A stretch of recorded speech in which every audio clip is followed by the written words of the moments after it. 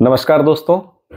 आज का मुद्दा है कि बच्चे इतना पढ़ रहे हैं, इतना पढ़ने के बाद आत्महत्या का कारण क्या है। भाई आईएएस बन गए, आईपीएस बन गए, लेकिन उसके बाद भी आत्महत्या कर लेते हैं। किसी बड़ी पोस्ट पे पहुंच गए, मैनेजर बन गए, उसके बाद क्या करते हैं, आत्महत्या कर लेते हैं।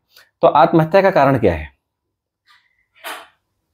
उनकी पढ़ाई तो कॉन्वेंट स्कूल में हो जाती है, वो डू डज गॉट इट अंग्रेजी बोलना भी अच्छी तरह जान जाते हैं, लेकिन उसके बाद भी वो कामयाब होने के बाद भी वो आत्महत्या कर लेते हैं, क्योंकि कहीं ना कहीं उनके परिवार वालों ने उन्हें समाज से लड़ने की हुनर नहीं सिखाया होता। समाज में इतने दरिंदे, इतने दुष्ट लोग बैठे हुए हैं कि जो उनका जीना हराम कर देते हैं, और ये आप अपने आसपास के परिवेश में देख सकते हैं। और ऐसा होता है, और ऐसा नहीं है कि ये अभी से होता है, ये होता रहा है और होता रहेगा। हमें अपने बच्चों को सिखाना चाहिए कि वो किस तरीके से पढ़ाई लिखाई करने के बाद जब वो अपना समाज के अंदर प्रवेश करते हैं, तो समाज के अंदर प्रवेश करने के बाद क्या होना चाहिए, उन्हें उस माहौल से परिचित होने के लिए उन्हें बचपन से ही बाहर भेजें कि आज सामान ले आओ। पहले तो बिजली के बिल जमा करने के लिए लाइनें लगती थी, तो कुछ इस तरीके से छोटे छोटे टास्क उनसे कराएं ताकि वो बाहर के दुनिया को पहचान सके, बाहर के लोगों को पहचान सके कि क्या है। अभी क्या देखा जा रहा है कि जरा सा दबाव आया, जरा सा प्रेशर आया तो आत्महत्या कर लेते हैं, कुछ नहीं परेशान हो जाते हैं, रोने लगते हैं।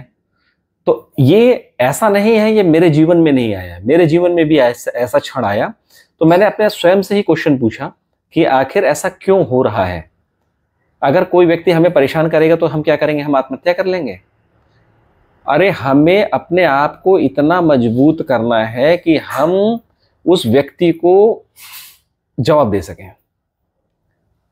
हर व्यक्ति को जवाब देने के लिए हमें सक्षम होना पड़ेगा, हमें हर परिस्थितियों से, हर चुनौतियों से लड़ने के लिए हमें तैयार होना पड़ेगा, और इससे कोई और नहीं निपट सकता है, इससे हमें स्वयं को तैयार करना है। आप किसी भी तरीके से, अगर आपको लोग दबा रहे हैं, आपके आसपास का परिवेश ऐसा बन जाता है, आपको लोग दबाते हैं, आप लोग बाकी के लोग जितने लोग हो, जो भी इन क्षेत्र में होंगे या जो भी पढ़ाई लिखाई करके आप बाहर आए होंगे समाज में, आपने देखा होगा कि लोग बात दूसरे को दबाने का प्रयास करते हैं, परेशान करने का प्रयास करते हैं। तो परेशान होने में आदमी क्या होता है, आदमी टूट जाता है, फिर कहता है कि अरे ईश्वर जो करेगा अच्छा होगा।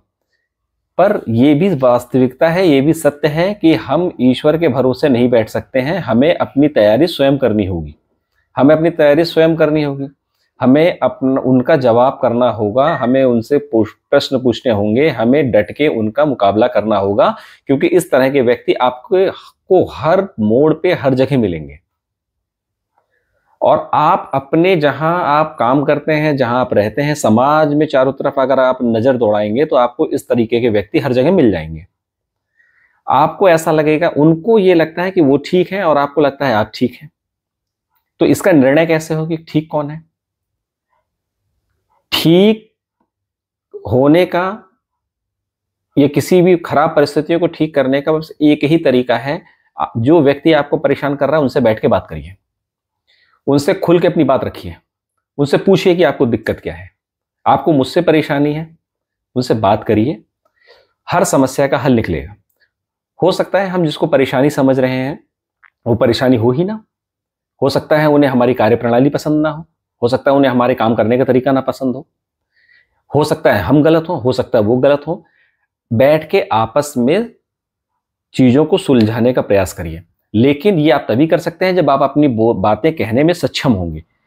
ज्यादातर मैंने लोगों को देखा है वो घुटते रहते हैं पर अपनी बातें नहीं कह पाते। अपनी बातों को रखिए, अपनी बातों को रखना सीखिए, अपनी आवाज को बुलंद करिए। जो भी आपके लिए गलत है, जो आपके परिवार के लिए गलत है, जो आपके समाज के लिए गलत है, उस पे प्रश्नवाचक चिन्ह लगाइए, उनसे पूछिए, सख्ताई से उनसे बात करिए इस विषय में, और आप आश्चर्यजनक रूप से परिवर्तन देखेंगे। अगर आप ऐसा करते हैं, आपको किसी भी लेवल पे जाना पड़े, किसी भी हद तक जाना पड़े, आत्महत्या किसी भी चीज का विकल्प नहीं हो सकता है। आप सोचिए, जब आप पैदा हुए थे आपके माँ बाप ने मोहल्ले में लड्डू बांटे थे, सोहर गीत गाए गए थे, तो आप इतने निराश हो गए? कम से कम उस क्षण को, उस पल को याद कर लेते जब आपके माँ बाप ने आपके लिए खुशियां मनाई थी। तो आप अपने माँ बाप के लिए गरिमा का पात्र बने, उनके लिए स्वाभिमान का पात्र बने। इसीलिए आत्महत्या कर लेना, परेशान हो जाना, रोना किसी चीज का विकल्प नहीं हो सकता है। ये मेरे भी जीवन में घटा है ऐसा, लेकिन आप लोगों के भी जीवन में घटा होगा। आप जितने लोग दर्शक लोग वीडियो देख रहे हो, सबके जीवन में ऐसा घटा होगा। ये बहुत स्वाभाविक सी चीज है, ये सबके साथ होता है। व्यक्ति इमोशनल होता है, कई बार क्या होता है, भावनाओं में व्यक्ति रो बैठता है। हमारे साथ भी होता था ऐसे, अभी भी होता है कई बार, कि हमें ऐसा लगने लगता है यार हमें अननेसेसरी रूप से परेशान किया जा रहा है।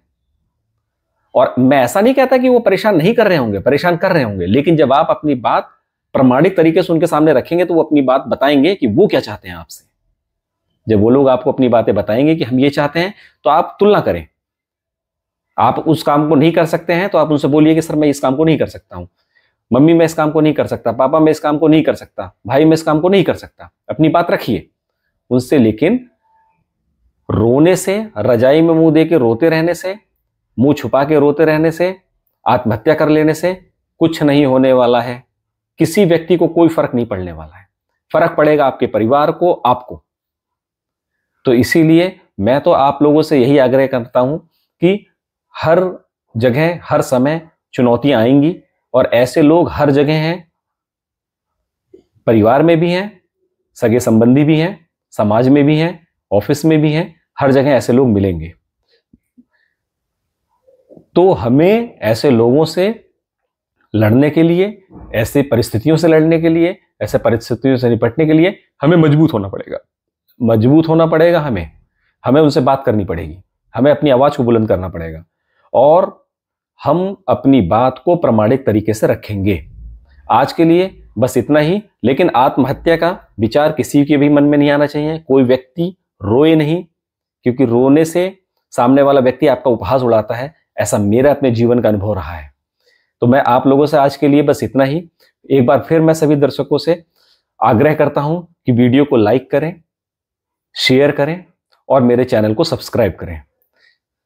आपके लाइक से, सब्सक्राइब से मेरा मनोबल बढ़ता है, ताकि मैं आप लोगों तक अपनी बात रख सकूं, अपनी कहानी कह सकूं। मुझे पता है बहुत सारे लोग ऐसे होंगे जिनकी कहानी मेरी कहानी से जुड़ी हुई होगी।